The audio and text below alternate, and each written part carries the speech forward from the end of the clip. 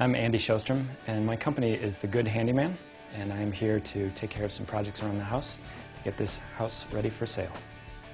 In this case, the customer has chosen a nice, soft chocolate milk color that's going to work really well in here. They got a good choice in sheen, too, which is the eggshell color, and that's going to stand up well to the abuse of bathrooms. You can wipe it down, you can rub it down with a rag, you can hit it with mild solvents, and it doesn't take any damage. Use your paintbrush to get things back in the can. Throughout this process, you want to make sure that you're taking care to keep things clean. I can't tell you how quickly a painting job can get crazy based on how much mess you're creating. So clean up as you go. And always, always, always, always keep the can shut when you're not using it. Somebody's going to kick it over, and you're going to have a gallon of paint spill over your hardwood floor before you know it. So first step is you're going to want to make sure and cut in, which means that you're going to use a brush to cut against all the surfaces where a roller is not going to get in tight enough. And you don't want to put in a ton of paint, because the concern is that even though you've taped off really well, that sometimes that paint will bleed in behind. So the best way to do it is get some paint on your brush, load it up like this, and use the back side of the tray to give you a working surface against that, and that loads the brush up evenly. You don't want all your paint at the front edge of the brush, you don't want it all at the back edge. A nice, even, smooth finish is achieved by having a full, nice, uniform brush.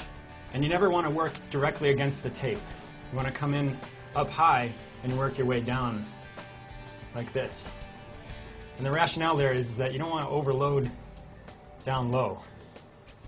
You can always bring it away. The other thing, too, is don't start way in the corner, because then you're going to be digging paint out, and that's really difficult to do. It's nice to have a nice angled brush. Gives you a chance to get into corners in a way that flat-edge brushes don't. And this is the beauty of using tape, is that what you've done is you've given yourself a surface that you can paint up against without having to constantly worry about getting paint onto a finish or a surface that you're going to have to clean up. The other thing you're going to want to do when you're cutting in is you're going to want to make sure that you get a nice, final, even brush.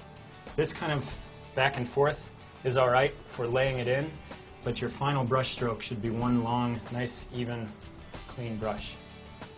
And the other thing, too, is you don't want to leave a rough edge up on top, meaning you don't want to have a heavy stroke up on top here. You want to kind of clean it out, you want to feather it out. Because as that dries, it'll show.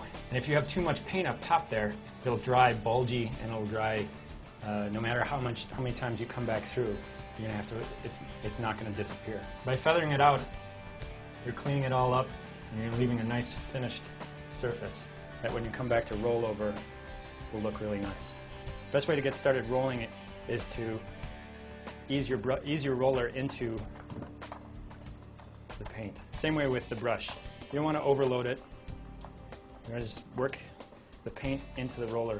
The idea being, again, a nice uniform loaded roller is going to give you a nice finish coat. If you put it on too heavy in one location, if you just dump it in there, one edge of the roller or one side of the roller is just going to be fully loaded. You're going to get it up on that wall, and it's going to leave lumps. You never want to start down close to an edge, because otherwise you're going to have to be digging that out. You always want to work in Z fashion. The idea being you want to cover your strokes. Work from the center and work your way out. Take the paint that you've loaded right here in the center and just kind of start to draw it out. So as I come back through that center point, I'm picking up more paint and bringing it out to the edges. The other thing, too, about this first coat is it doesn't have to be so heavy that it covers completely. You're coming back through with the second coat, especially with a dark over a light like this. You want it to be fully coated, the wall that is. See how when it's ununiformly loaded, it'll fall back like that? It's a good sign that it's not fully coated. You just want to work it against the mesh like that until it's fully loaded, until it's nice and uniform across its surface. And again, work it from the center outwards. And the nice thing here, again, about cutting in is that you don't have to drag your roller into the corners. The roller won't do a great job of getting into the corners, a brush will.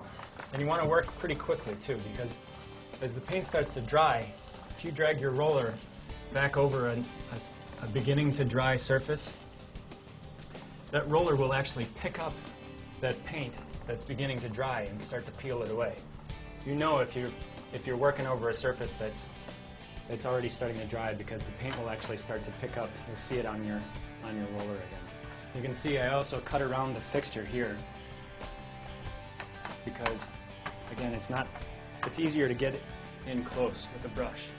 Let the roller do its work. Putting too much pressure on it squeezes paint out of the roller, makes for a lumpy surface. So this first coat is all about nice and easy, nice and simple, not too much paint, and working quickly. Get it as uniform as you can. And again, you don't want these little short strokes like this. You want nice long strokes. And your last roll should come down towards you, and then as you do, you want to bring it away from the wall. You don't want to leave a last spot like that. You want it to come off in a nice feathered fashion. You can't go wrong with it. Painting's easy. You can come back and do it again if it doesn't go right for you. It's fun. It's a nice, easy thing you can do, and it makes a big impact.